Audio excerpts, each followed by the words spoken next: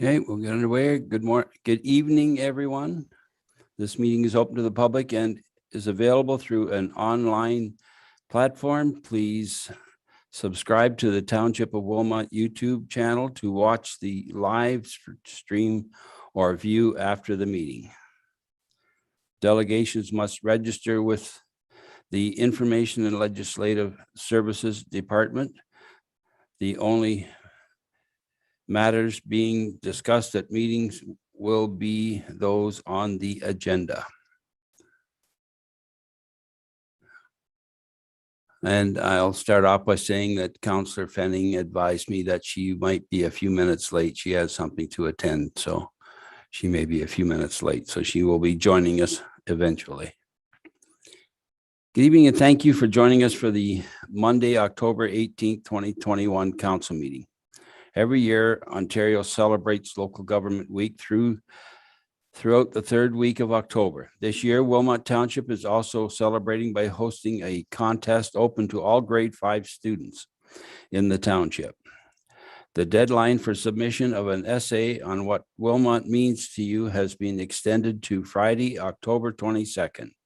Get your essays in for a chance to win some great prizes. I will now ask Councillor Gerber to read the land acknowledgement, please.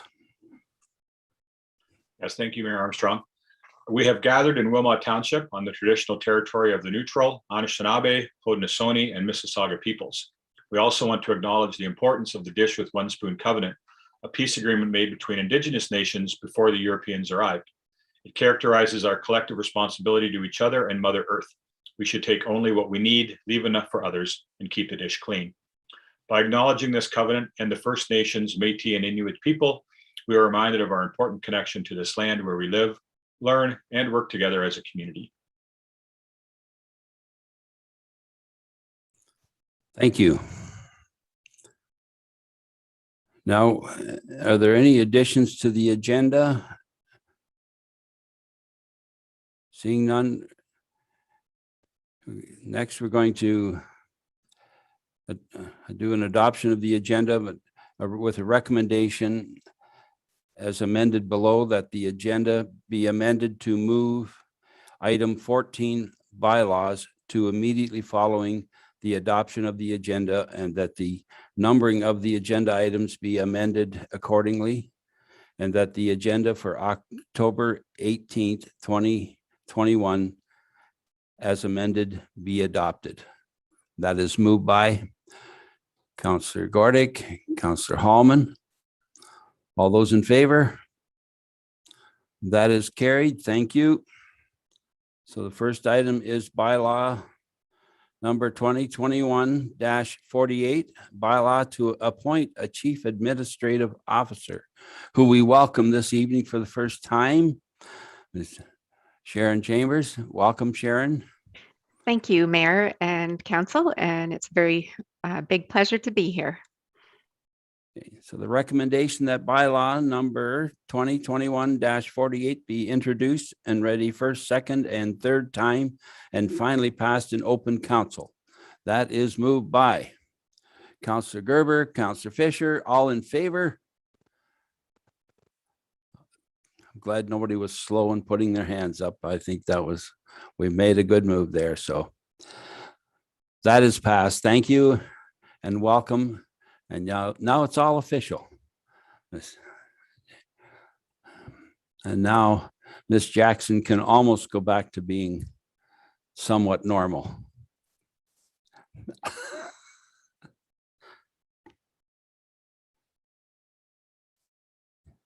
Mayor, I don't think I've ever been called normal, but thank you. Well, you're welcome. We try. At least you'll be able to shorten your name, your titles now, so that'll be good. All right. Is there any disclosure of pecuniary interest under the Municipal Conflict of Interest Act? Seeing none. So next is the adoption of recommendation of the minutes of the following meetings be adopted as presented. Regular council meeting, October 4, 2021. That is moved by Councillor Fisher, Councillor Gordick. Is there any corrections, omissions? Seeing none. All in favor? That is carried. Thank you.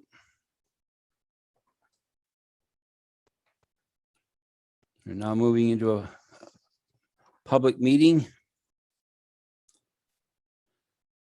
Tonight, council is holding a public meeting to allow the public an opportunity to ask questions, provide comments, and make representations on the proposed procedural bylaw. Persons attending as delegations at this meeting are required to leave their names and addresses, which will become part of the public record, and you are hereby advised that this information may be posted on the township's official website along with your email address if provided. Ask Ms. Middleholtz to highlight, please. Thank you. Through you, Mayor Armstrong. Again, we have the same draft procedural bylaw amendment as from the October 4th meeting. As council will recall, some discussion occurred with regards to changing from land acknowledgement to territory acknowledgement, including a definition for applicants and adjusting their time allotments, and clarifying language regarding the requirements for audio and visual components to delegation. Since last meeting, staff had further discussions regarding applicants and their representatives. The applications that come forward to council can be quite complex, and these developments need to be explained or described in sufficient detail to ensure both council and the public are not only informed, but also see how the applicant may be working to overcome some of the concerns of the public. This requires unfettered time without worrying about a clock. Rather than considering the applicant or the representative as another form of delegation, they are really more of an extension of the staff report, which is why staff will be recommending the removal of a time limit for applicants altogether. At this time, I have not received any communications or registered delegations. Communications on this may be received up till 12 o'clock noon on October 25th, if there are any other members of the public who wish to make comment on this. Any communications received on this matter will be considered and included in the staff report and/or the bylaw. I welcome any questions council may have. The Director of Development Services has also made himself available if council has any questions of him concerning the applicant. Thank you. Thank you, Ms. Middleholtz. Councilor Gordick. Through you, Mayor Armstrong, to Ms. Middleholtz or to Director of Development Services. I get that because sometimes we do have applicants that have, they might need to have a bit more detail. Thinking, for example, Mr. Scout and talking about the wetlands project that he's working on. So 10 minutes can be a bit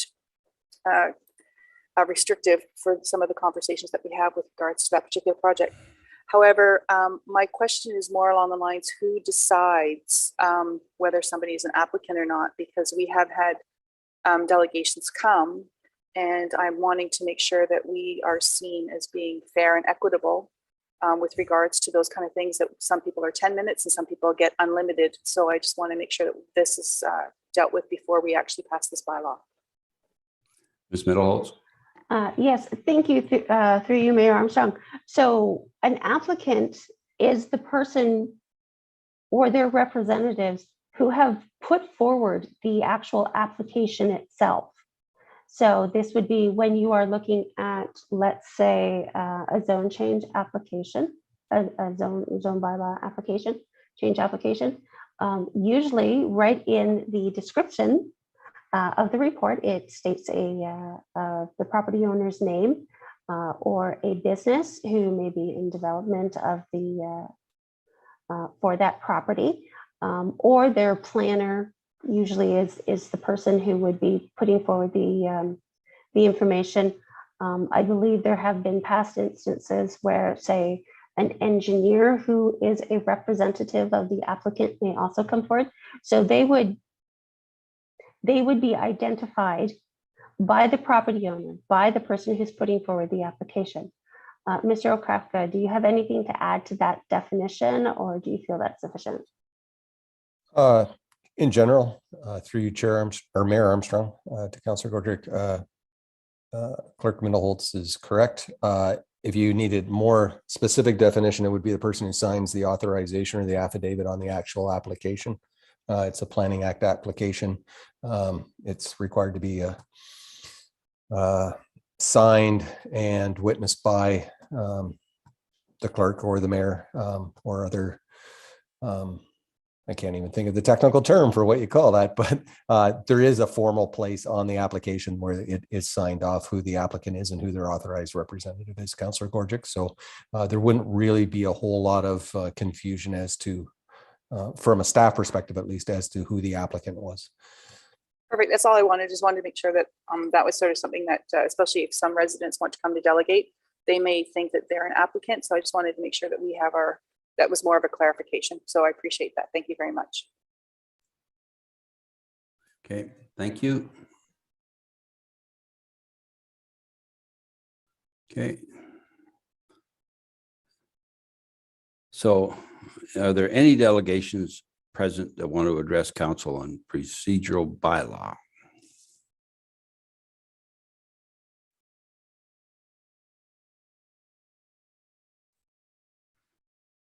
I ask that as we have no registered delegations. Seeing none, I declare the public meeting closed. So this is for information. So we have a recommendation that report number ILS 2021-38 be received for information. And that would be moved by Councillor Gordic and Councillor Fisher, all in favor. That is carried. Thank you.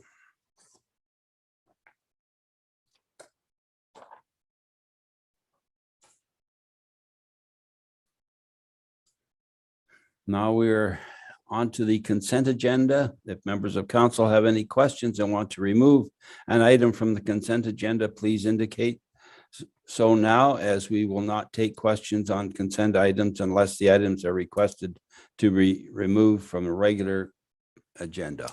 Councillor Hallman. Thank you through the mayor. I'm sorry, juggling buttons on my phone while I go to my notes here. So I'm just gonna call up.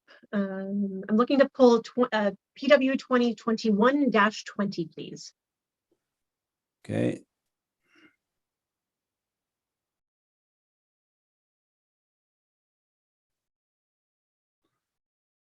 Are there any others?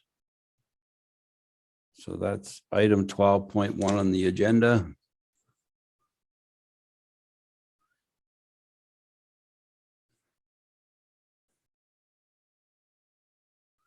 Okay, so the recommendation that report numbers FD 2021-05, CK 2021-005, DS 2021-28, and ILS 2021-37 be approved. And that is moved by Councillor Hallman, Councillor Gordic, all in favor. And welcome to Councillor Fenning.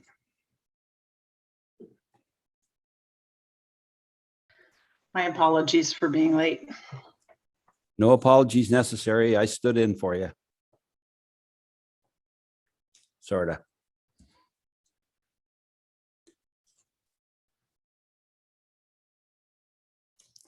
So we will take that, the report number 2021-020.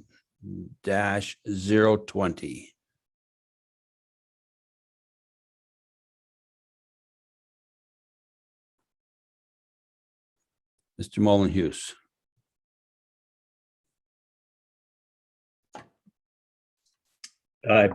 Through you, Mayor, I believe the councillor has a question. Yep.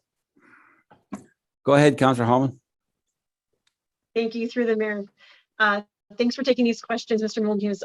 Some residents were engaged in tonight's agenda, and had some questions that I was just hoping to clarify with you if you could address for them. One would be on page 23. They are requesting if you can just comment on the community's request for installing a larger sign on Mannheim Road for the 50 kilometers an hour. I'm directionally challenged, so I apologize, but coming from here on into the settlement area on Mannheim Road, there was a request from that. So there was a misunderstanding about the completion of signs in the community and that one. And I guess I'll let you answer that first, and then I have 2 more questions to follow that.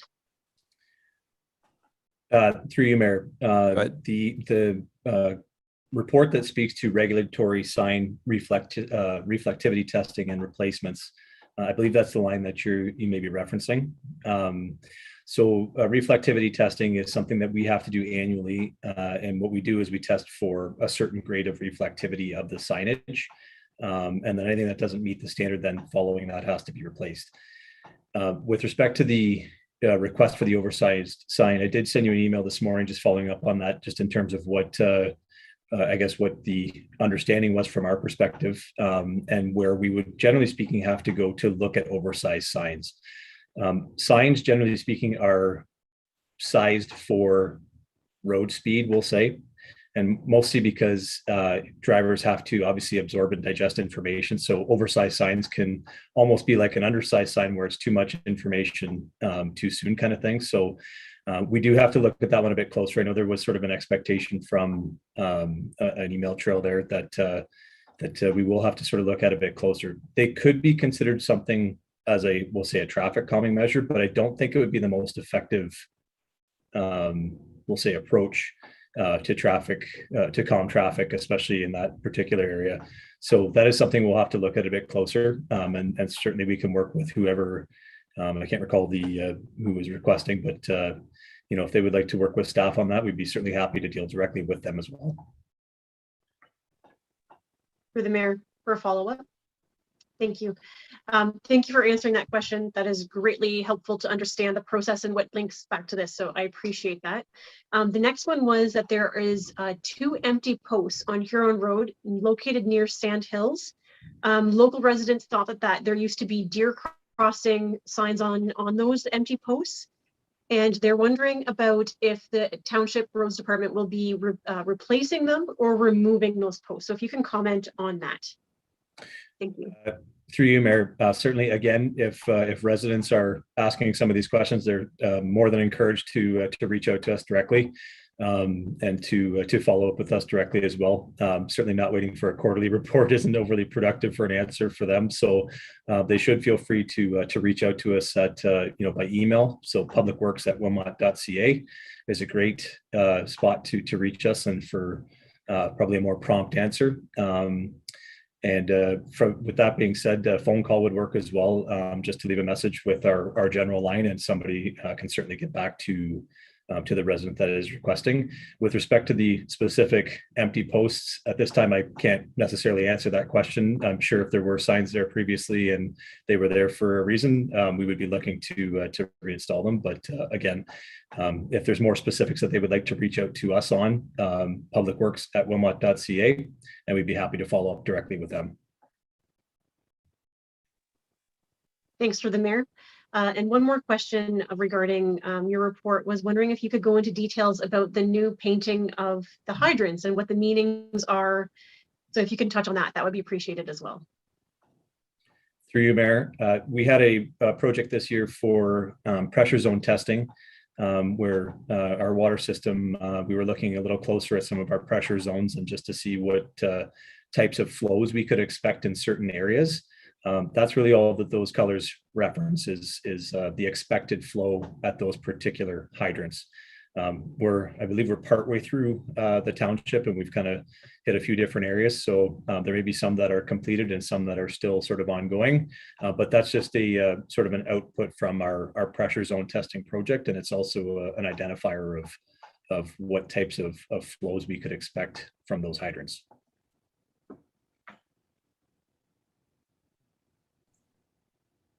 Okay.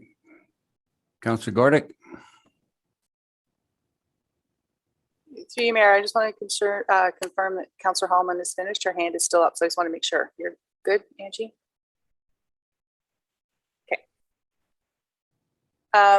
So to follow up on that, just through you, Mayor Armstrong, with Mr. Millhouse, I noticed where I live, they've been painted red, and it's a little eerie at night to see the big red, big green symbols kind of glow at you. Is that what you're referring to? Is the color has to do with the pressure? So there'll be other different colors? Is that what you're saying? Through you, Mayor. Well, to expand a little bit more, a hydrant color, if it's colored yellow on the body, it would be considered a public hydrant, a municipal hydrant. And if the hat or the arms are colored a different color, that would typically, that's what it would look like if it was a municipal type hydrant.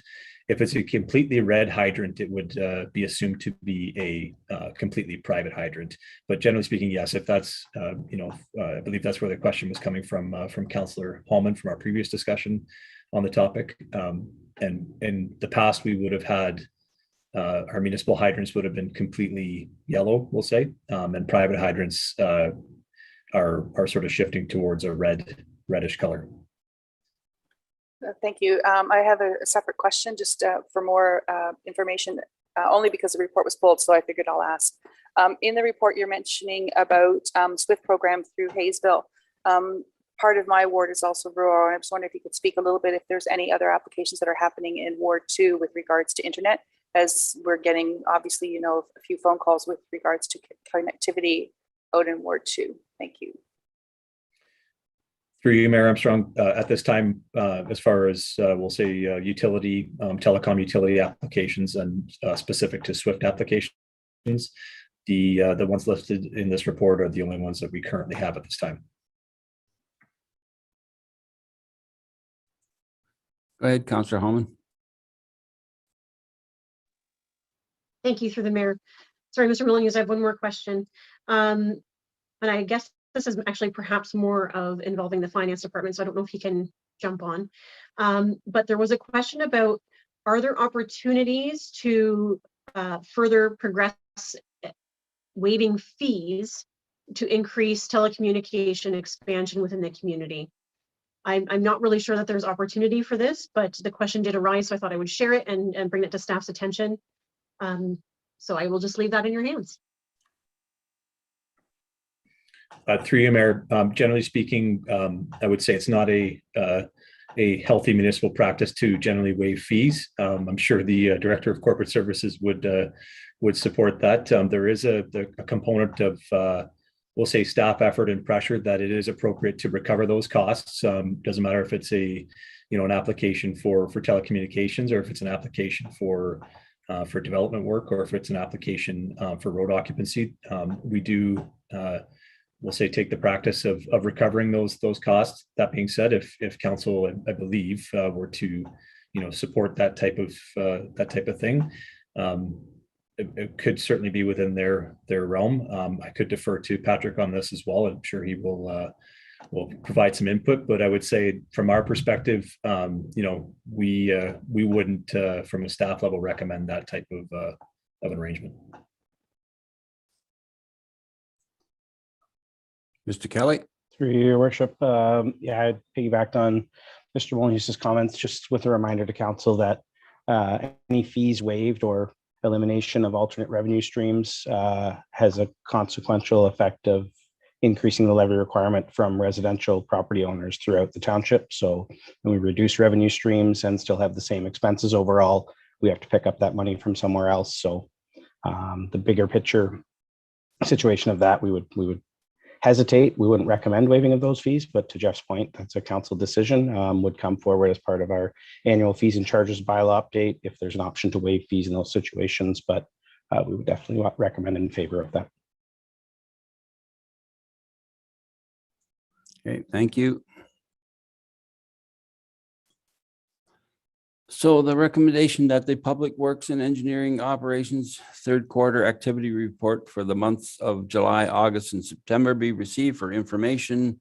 That is moved by Councillor Hallman, Councillor Gordick. All in favor? That is carried. Thank you.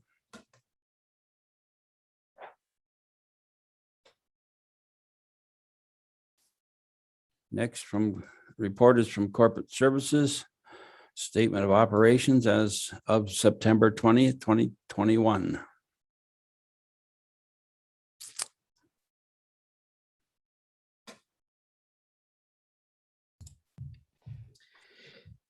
Thank you, Mayor Armstrong. Yes, This sir.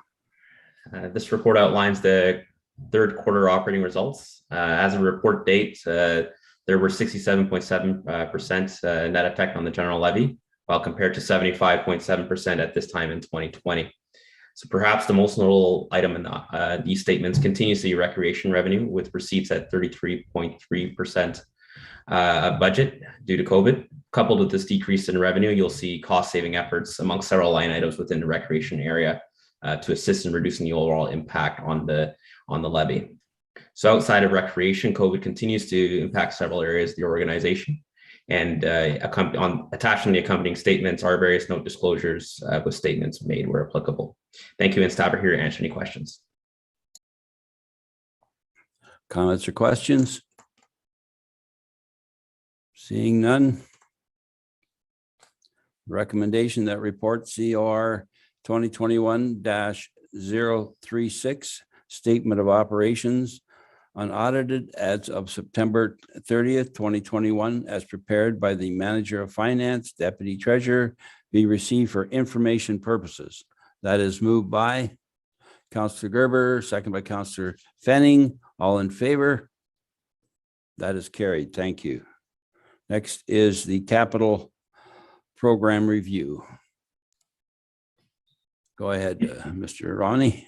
Yeah, thank you, Mayor Armstrong. Similar to the last report, this report outlines the third quarter capital program update. So as of the end of Q3, approximately 40% of approved council funding has been spent.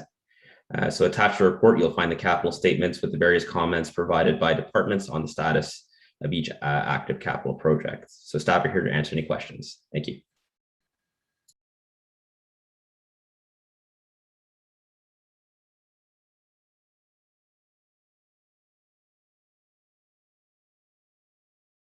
Councillor Fisher, you may go ahead. Thank you, Mayor Armstrong. I have two questions, actually. One for the Director of Public Works regarding on page 87, the Morningside trunk sewer project being on hold. So it's pending region wastewater master plan environmental assessment. Is there any way you could give us a timeline of when that might be completed? Go ahead, Mr. Molyneux. Through you, Mayor Armstrong. The regional plan, master plan project, they are anticipating some public input and public process in the fourth quarter here, likely in November timeframe, that there will be a public information center. I can't speak to the timing of exactly when that master plan process will conclude. But that being said, I believe it should be at some point in 2022. We are on hold at this point, sort of until we get with the regional project team, until we get to the next stage within their projects. So I can't really speak to too much timing other than to tell you 2022 for the regional master plan.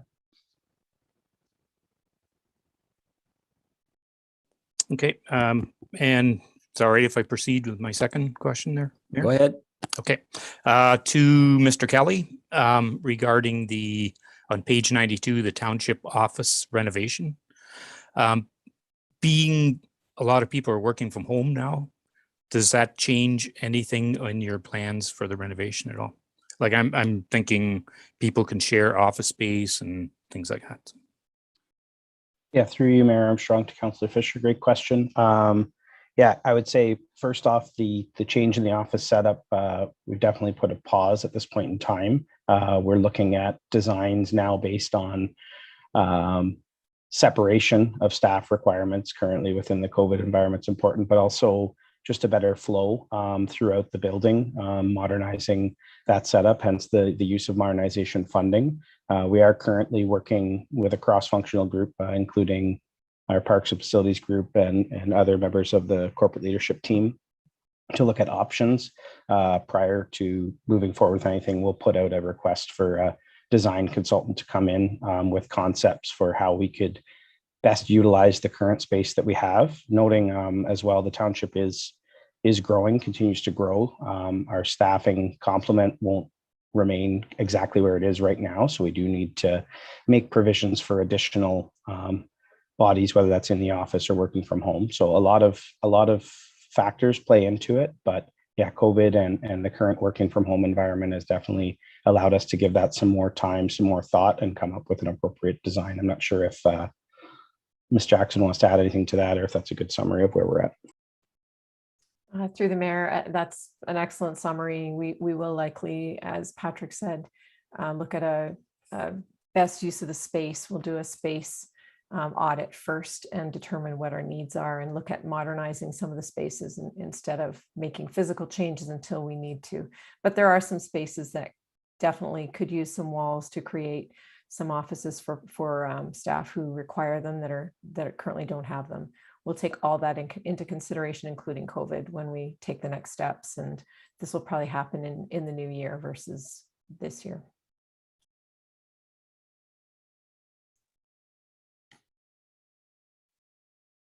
Unfortunately, it's a good necessity for us with growth, because we need growth to keep ourselves going. So it's important to make sure we keep up and keep modernizing to go with that growth. No further comments or questions? So recommendation that COR 2021-037 capital program review as of September 30th, 2021, unaudited as prepared by the manager of finance, deputy treasurer, be received for information purposes.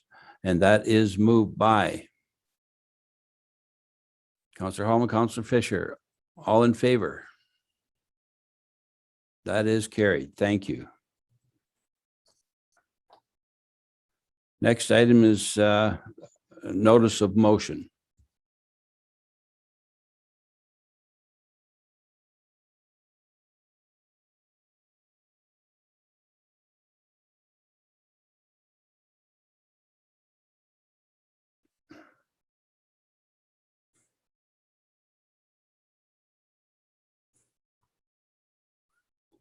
Councillor Hallman. Thank you. Through the mayor. So the notice of motion that I presented at the last council meeting, I'll read for us to vote on this evening.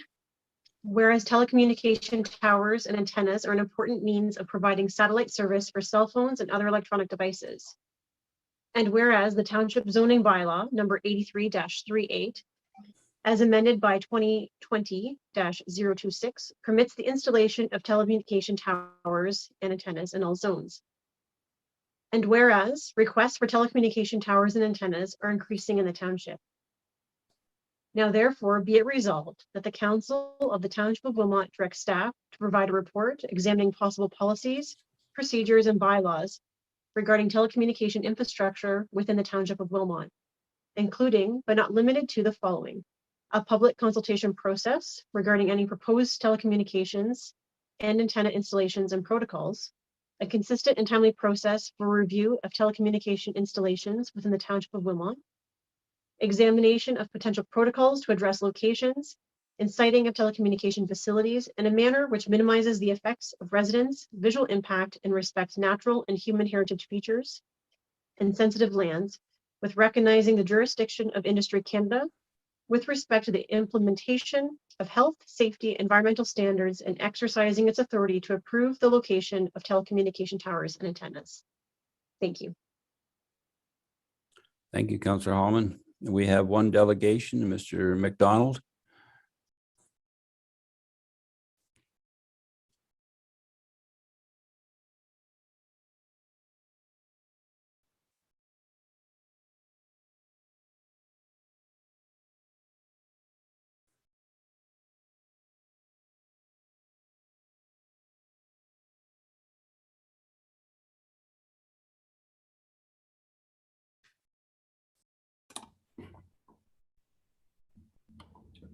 Hello, can you hear me?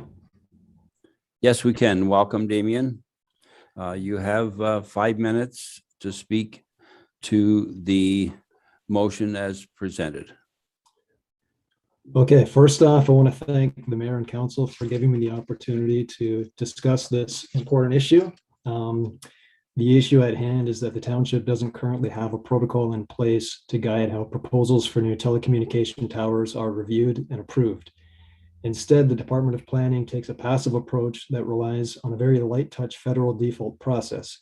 The problem with this is that the federal process doesn't make any attempt to address local needs or sensitivities, and as a consequence, fails to protect constituent interests and the land use priorities of the township.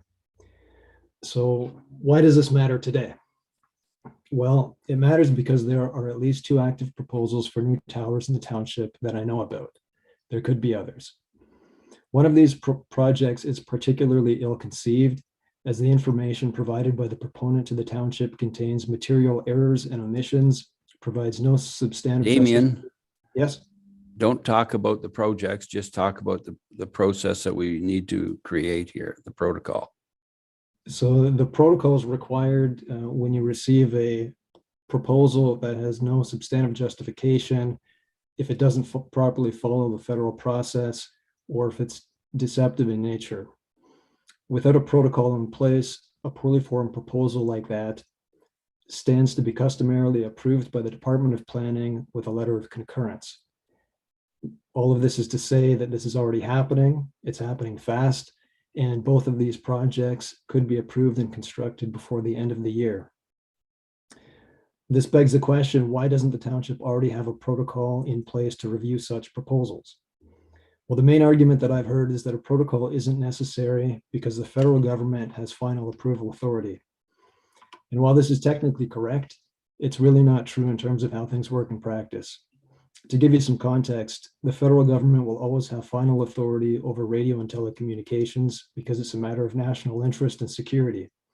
But in practice, when it comes to siting telecommunications infrastructure like towers, they don't have the staffing, local knowledge, or political desire to get involved at the local level. For this reason, the federal government mandates that proponents of new towers consult with the municipality.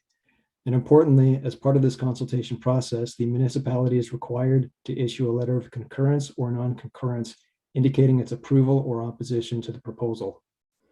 This letter of concurrence is a critical component of the approvals process and ultimately forms the basis for the federal decision. It is extremely rare for the federal authority to overrule a municipal recommendation, and because they rely so heavily on the input of the municipality, they recommend that municipalities establish their own siting and consultation protocols. Not only do they make this recommendation, but they've published a guide to assist municipalities in doing so. Over the past 10 years, hundreds of municipalities throughout Canada have taken this advice and have established their own protocol, including some of our closest neighbors like Kitchener, North Dumfries, Blandford, Blenheim, and many, many others. So with all that being said, I think the need for a protocol is clear, but what should be in it? First, it would be standard practice to charge an application fee for all proposals. Second, and this one's very important, as a matter of good governance, all letters of concurrence should pass through council and be subject to a vote. It's important that the community's voice is formally represented in the approvals process, as these structures will persist on our landscapes for decades to come. Third, the protocol needs to have a pre-consultation process, so there's a real opportunity for the township and the public to influence the siting decision. We should never be sitting here at the 11th hour reviewing a proposal after the proponent has already identified a site, negotiated a land lease, completed engineering work, and the public notification period has ended. But that's the current situation with respect to the previous mentioned projects. Fourth, every project should be subject to a needs assessment to avoid speculative proposals and overbuilds by third-party tower companies. And finally, well-supported justifications need to be provided for the site selected, and especially where existing structures are not used. I just want to make 2 final points to conclude. The first is that I see this as a no-brainer. The township can either rely on the federal default process and do the bare minimum to protect local interests, or it can take the federal government's advice and follow in the footsteps of many other municipalities by developing its own protocol, which would give it greater influence and control over the process. And finally, with respect to the current proposals, I ask councillors today if they will support a motion to require all letters of concurrence to pass through council for approval as an interim measure until a protocol has been developed and adopted. And with that, I'll ask the moderator to turn to page 25 of the presentation in the information pack, which outlines how that would work. And that's all I have. I will be happy to answer any questions. Thank you.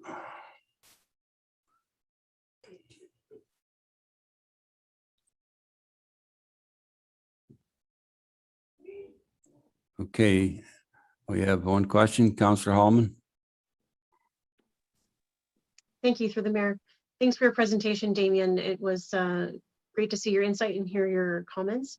I'm actually going to ask the mayor if I can just have perhaps the Director of Development Services hop on and address that question that Damien had asked about how a letter of concurrence would work or not work within the municipality.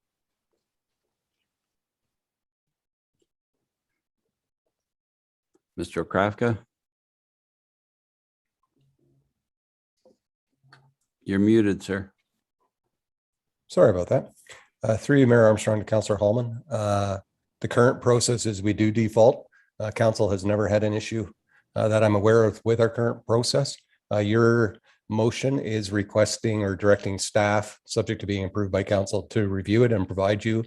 So the current process isn't changed by your notice of motion until council sees the staff report. Certainly, there are a lot of municipalities who have their own protocols. There's also a lot of municipalities who don't. So we'll provide both those options to council, a full review of what's involved, what can be involved. Things like fees, we already charge fees. Both Public Works Department and Development Services charge a fee. We review the components that apply to us as part of that process. But again, that will be the detail that's contained within the staff report in response to your motion. Any other decision related to that, the current process is the process that's in place until council changes it or decides to change it. Follow up, Councillor Hallman. Yes, thank you, through the mayor. Thank you for that clarification. I appreciate that. Before you, I guess, go off screen, Mr. Krafka, can you comment on what the appropriate time that your department could, if this motion is successful this evening, would have before when you expect to bring it back, the report back? Go ahead. Well, council can direct that you want it at the next meeting if you'd like. Ideally, we'd probably want to put a fair bit of effort into ensuring that you have all the answers you're seeking.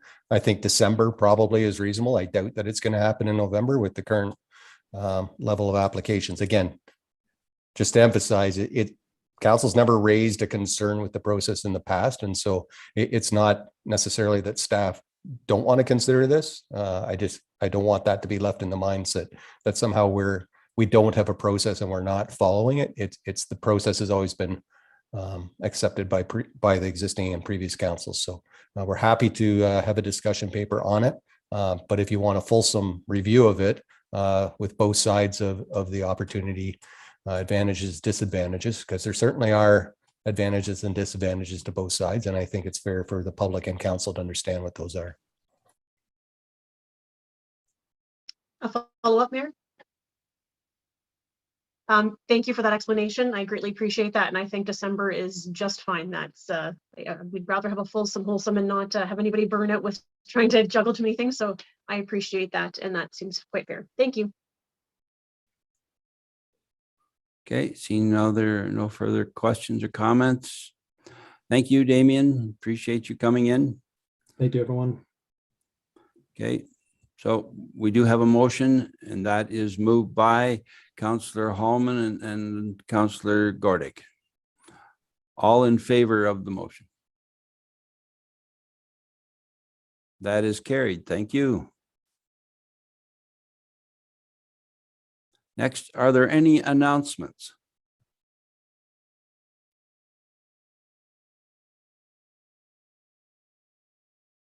Councillor Gordick, go ahead.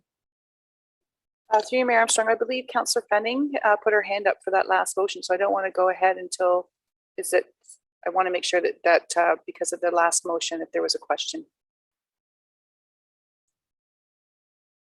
It's okay. That's okay. Thank you. Through you, Mayor Armstrong. So I just have a couple. So October 17th to the 23rd is Small Business Week.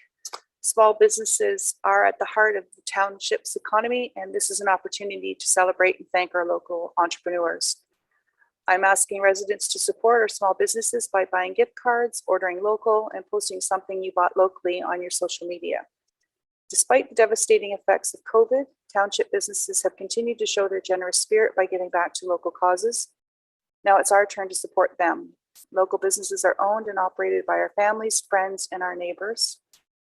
If you're looking for businesses you can support, you'll find a comprehensive list at wilmotstrongertogether.ca.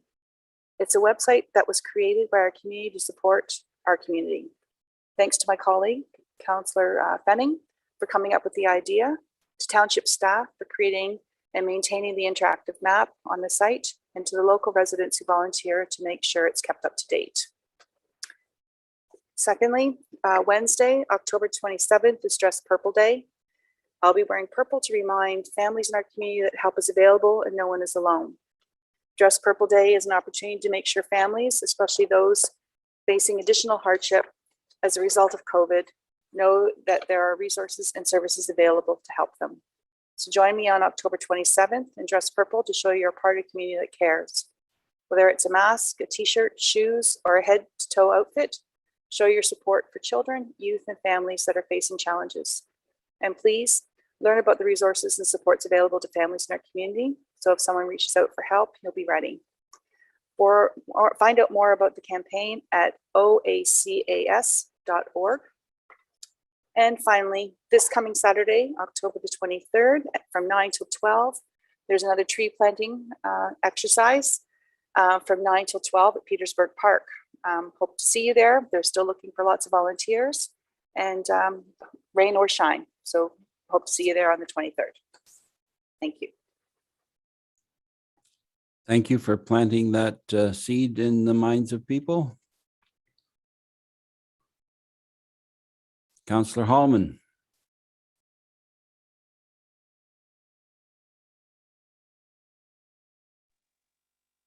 Thank you, through the mayor. We can always expect a good pun from Mayor Armstrong during a meeting, can't we? Thank you. I just wanted to say that this past Saturday, rain or shine, there was a good troop of us at the Mannheim Park planting trees, and it was so great. So my heartfelt thanks to the Wilmot Port Society. A special shout out to Dean and Marlene.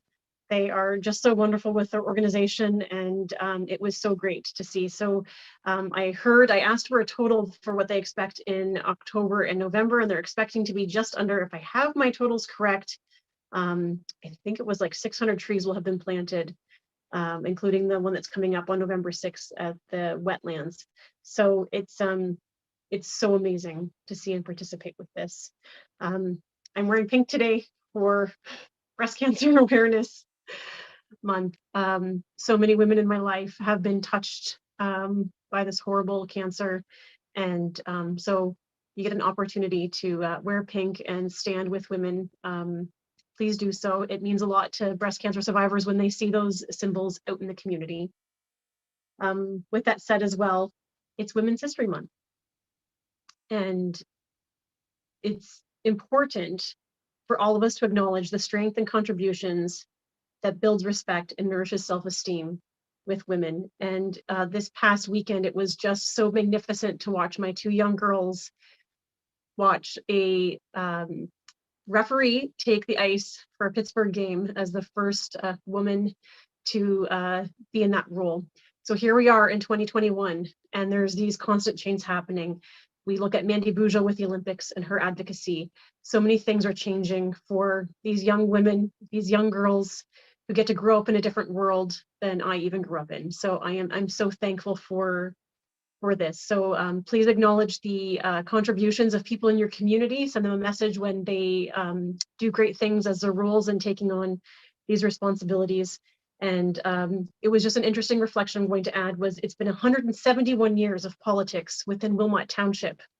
And there has been a total of 4 women elected to roles over those 171 years. And it caused pause and reflection for me. I hope it does the same for you. And there's so many opportunities to celebrate. So I acknowledge that, and I'm looking forward to connecting with more kids on during the week for local government week. So with that said, please write us. Council really wants to engage. We love your questions. So please ask your kids to in grade 5 to reach out, and we would love to hear their engagement in local government week. Thank you. Thank you, Councillor Holman. Councillor Fenning.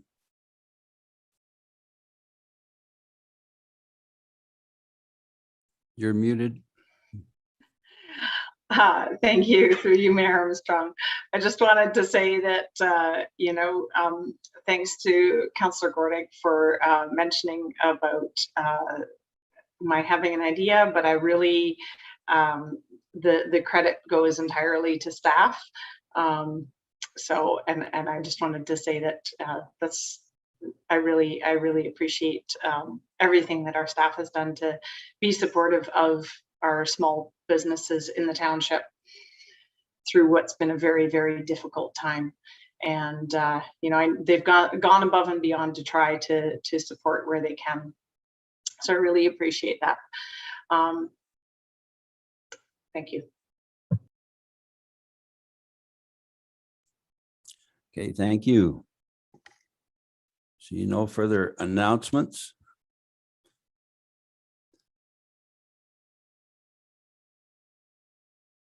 Ms. Jackson. Thank you, Mayor Armstrong. I just wanted to take a moment on behalf of the corporate leadership team and all the staff at the township to formally welcome Sharon to the team.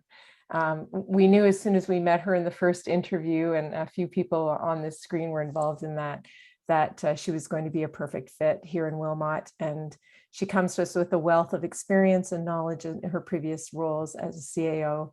And we're really excited about her collaborative team approach and where we're going to move this township under her leadership. So it's been my pleasure to act over the last 6 months in the acting role of CAO, but I'm looking forward to going back to my Parks and Recreation role and working with Sharon in her new position as CAO. So welcome, Sharon, from the team, and maybe everybody can put their cameras on for a second and just give her a little welcome applause. Thank you so much, everyone. It's such a pleasure to be here. As I said, I think this is day 5, and it's been just such a wonderful, warm welcome from the corporate leadership team and all of the staff. I know I do have an opportunity this Friday to meet, hopefully, as many of the team that can come out and meet me. And I want to thank Council also for giving me this opportunity. It's a wonderful municipality, and I'm just so excited to be here. So thank you again, and thank you to Sandy. I know that over the last 6 months, she has worked extremely hard to fill in an interim role and has provided tremendous leadership to the team, and that's very evident coming in. And so thank you to you, Sandy, and for all your support through this transition. Yes, again, welcome, Sharon, and I'm sure that I've been excited and looking forward to your arriving. And so far this week, we've had several good conversations, and we are getting back on track. Thank you very much for getting here. Councillor Fenning, go ahead. I just wanted to say a special thank you to Sandy. It's been a real pleasure, and I know it's been tough having to juggle all of the roles, but I personally have really appreciated your leadership through this time, and I am very sad that I missed getting to vote for our new CAO, Sharon. If I had been there, I'd have been putting 2 hands up. So thank you for deciding to take this challenge on, and really look forward to continuing to work with you, Sandy, and to working and getting to know you, Sharon. Thank you. Yes, I agree, Councillor Fenning. It was a very easy decision to make. So no other comments? So the next item is the confirmatory bylaw and the recommendation that bylaw number 2021-49 to confirm the proceedings of council at the meeting held on October 18th, 2021, be introduced and ready first, second, and third time, and finally passed in open council. And that is moved by Councillor Gordy, Councillor Fenning. All in favor?